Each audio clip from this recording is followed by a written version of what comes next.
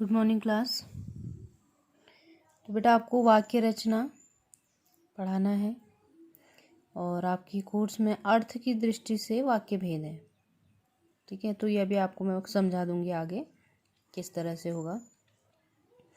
तो देखो वाक्य किसे कहते हैं, हमने पढ़ा, हमने पहले आपने छोटी क्लासेस में पढ़ा होगा। देखो 8th तक पढ़ा, वर्ण विचार पढ़ा, शब्द विचार पढ़ा और तीसरा क्या था व्याकरण का अंग, वाक्य विचार। तो ये वही वाक्य विचार है, इसको हम वाक्य रचना भी कहते हैं। ठीक है, तो देखो किसे कहते हैं वाक्य। जैसे वर्ण किसे कहते हैं, भाषा की सबसे छोटी इकाई वर्ण कहलाती है ना। अ से अह तक, क से ज्ञ तक, ये वर्ण की श्रेणी में आते हैं। उसके बाद शब्द, तो शब्द सार्थक वर्णों का जो ऐसा समूह जो किसी अर्थ को प्रकट करे तो उसे कहते हैं शब्द।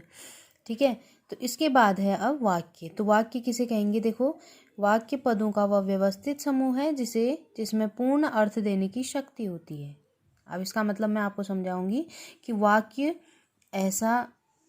शब्दों का ऐसा समूह है जो व्यवस्थित होता है। व्यवस्थित का मतलब होता है सीक्वेंस में होता है, क्रम में होता है, और वह पूरे अर्थ को भी क्लियर करता है। किसी अर्थ को स्पष्ट करने की उसमें पूर्ण शक्ति होती है, तो उसे हम कहते हैं वाक्य।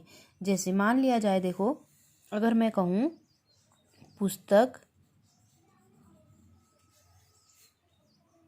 राम है पढ़ता, ठीक है, तो ये अगर मैं कहूँ तो ये वाक्य क्या है, व्यवस्थित है। आपको दिखता है ये व्यवस्थित वाक्य है। देखो इसमें पुस्तक पहले है, फिर राम है, फिर है, फिर पढ़ता है। तो देखो इसीलिए हम कहते हैं कि पदों का व्यवस्थित समूह अर्थात क्रमबद्ध समूह जो सार्थक हो और जो किसी अर्थ को क्लियर करता हो उसे हम कहते हैं वाक्य। तो विचार को पूर्ण रूप से व्यक्त करने वाले एक शब्द समूह को वाक्य कहते हैं। तो जो हमारे विचारों को पूर्ण रूप से व्यक्त कर सके, अर्थात जिसे बोल करके, ऐसा वाक्य जिसको बोल करके सामने वाले को हमारी बात एकदम स्पष्ट हो जाती है, वह वाक्य कहलाता है। तो वाक्य में देखो शब्दों का प्रयोग होता है, हम कहते हैं शब्दों का समूह वाक्य कहलाता है। ठीक है, तो शब्दों का समूह वाक्य कहलाता है। हम जिन शब्दों का प्रयोग वाक्य में करते हैं तो वह शब्द फिर वाक्य में प्रयोग होने के बाद फिर शब्द नहीं रह जाते, वो क्या बन जाते हैं, पद बन जाते हैं। ठीक है, एक तो क्या चीज़ है हमारे पास, शब्द है, दूसरा हमारे पास है पद, ये दो चीज़ें हैं। ठीक है, अब भी हमने देखो पुस्तक राम है पढ़ता, इन 4 शब्दों से एक वाक्य बनाया। तो जैसे ही हमने इसको वाक्य में लिखने की कोशिश की, ये क्या बन गई, फिर पद बन गई, ये क्या नहीं रहे, शब्द नहीं रहे। ठीक है, अगर इसका हम सही लिखें, देखो राम पुस्तक पढ़ता है, अब ये मेरा बिल्कुल सही वाक्य है। देखो इसमें व्यवस्थित समूह है और अर्थ को क्लियर कर रहा है, स्पष्ट कर रहा है। तो राम पुस्तक पढ़ता है, तो अब ये शब्द क्या है, जब जब ये वाक्य में एक दूसरे से कनेक्ट हो गए हैं। राम क्या पढ़ता है, पुस्तक, है ना, राम पुस्तक को क्या करता है, पढ़ता है। तो ये जब एक दूसरे से कनेक्ट होने लगे हैं, तो कनेक्ट होने के बाद ये क्या हो जाते हैं, पद बन जाते हैं। फिर ये क्या नहीं रहते, शब्द नहीं रहते, ये पद बन जाते हैं।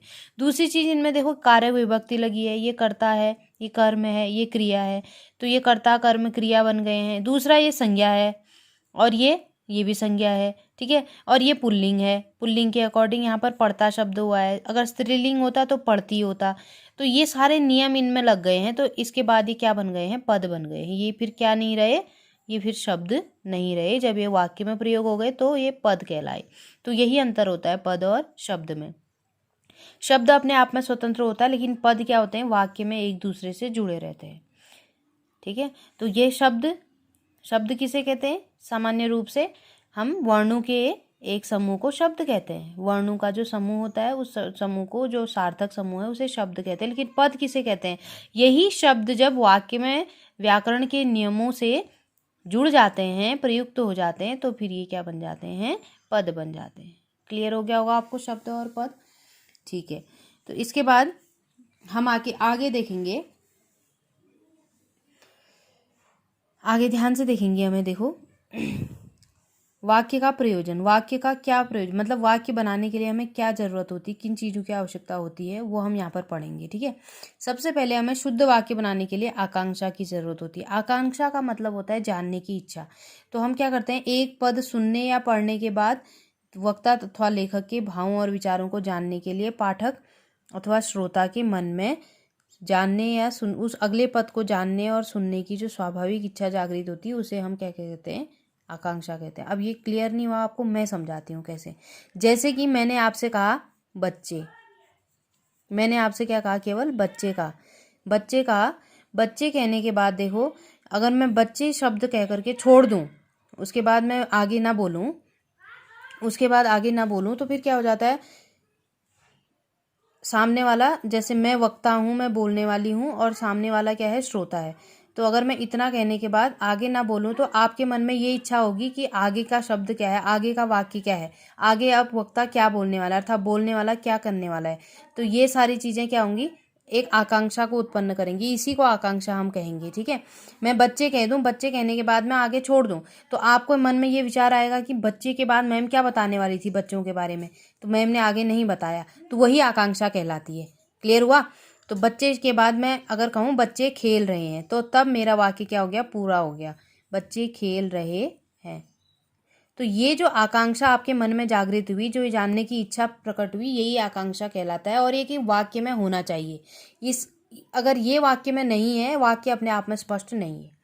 ठीक है, तो एक पद कहने के बाद दूसरा पद सुनने के लिए दूसरा उत्सुक होना चाहिए, सुनने वाला उत्सुक होना चाहिए, उसको अब उसके मन में ये इच्छा जागनी चाहिए कि आगे का पद क्या है। तो ये आकांक्षा कहलाता है। ये आपको क्लियर हो गया होगा। इसके बाद नेक्स्ट है आपका आसक्ति या निकटता। आसक्ति या निकटता मतलब वाक्य का देखो, एक बहुत ज़रूरी आवश्यक गुण है ये, इसको वाक्य में, एक शुद्ध वाक्य में होना बहुत ज़रूरी है। तो इसमें क्या होता है, जो वाक्य के जो शब्द होते हैं, पद होते हैं, वो आपस में क्या रहते हैं, एक दूसरे पर निर्भर रहते हैं। तो उनकी जो आसक्ति है वो सही होनी चाहिए। कहने का मतलब ये है, देखो एक एग्जाम्पल यहाँ पर दिखा रही हूँ, घोड़ा पर सड़क है दौड़ता। तो यहाँ पर घोड़ा है, पर है, सड़क है, फिर यहाँ पर है शब्द है, फिर ये दौड़ता। तो ये जो आसक्ति है, इनकी आपस में जो कनेक्शन है वो सही नहीं हो रहा है। देखो, इनको घोड़े के निकट जिस शब्द को होना चाहिए था वो यहाँ पर नहीं है, पर है। तो यहाँ पर घोड़े के निकट सड़क शब्द को होना चाहिए था, अर्थात जो निकटता होनी चाहिए थी वो सड़क की होनी चाहिए थी। उसके बाद पर होना चाहिए था, उसके बाद पर के बाद दौड़ता होना चाहिए था, उसके बाद है होना चाहिए था। तो तब ये क्लियर हुआ, इसी का शुद्ध ये होगा, घोड़ा सड़क पर दौड़ता है। तो यहाँ पर आसक्ति एकदम सही है। देखो, घोड़ा के बाद निकट क्या है, सड़क है, सड़क के बाद पर है, पर के बाद दौड़ता है, उसके बाद है।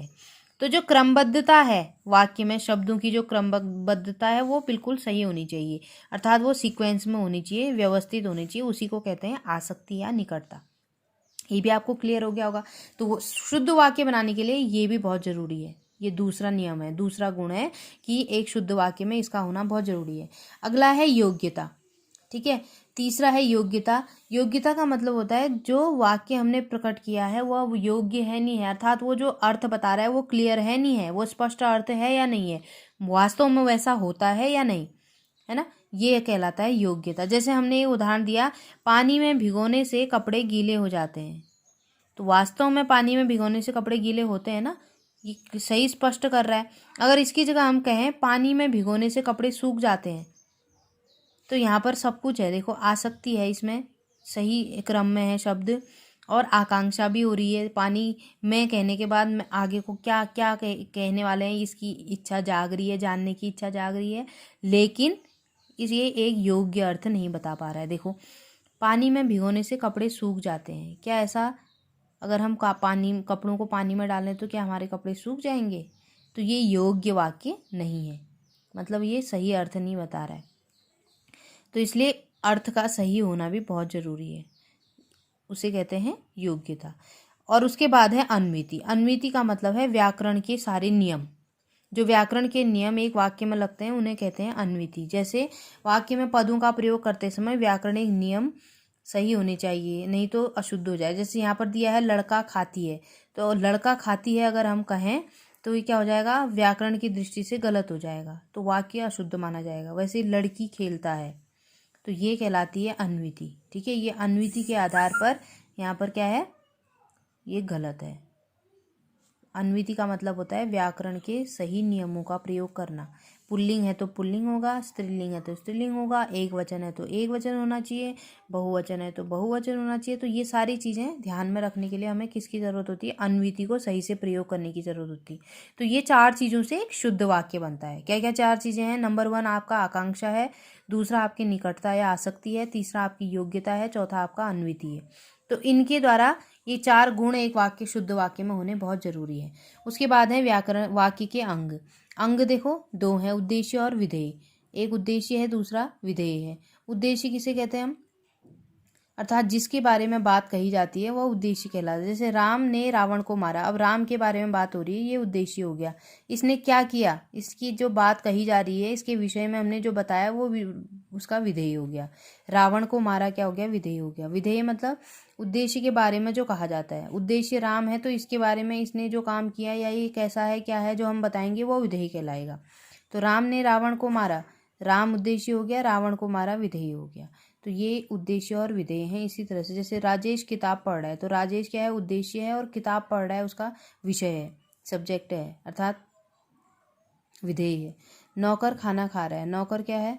उद्देश्य है, और खाना खा रहा है, क्या कर खाना बना रहा है, सॉरी खाना बना रहा है, उसका विधेय हो गया। विद्यालय के बच्चे मैदान में खेल रहे हैं, विद्यालय के बच्चे क्या हैं? उद्देश्य हैं, और वो क्या कर रहे हैं? मैदान में खेल रहे हैं, ये इसका विधेय है। तो ये इतना आपको क्लियर हो गया होगा।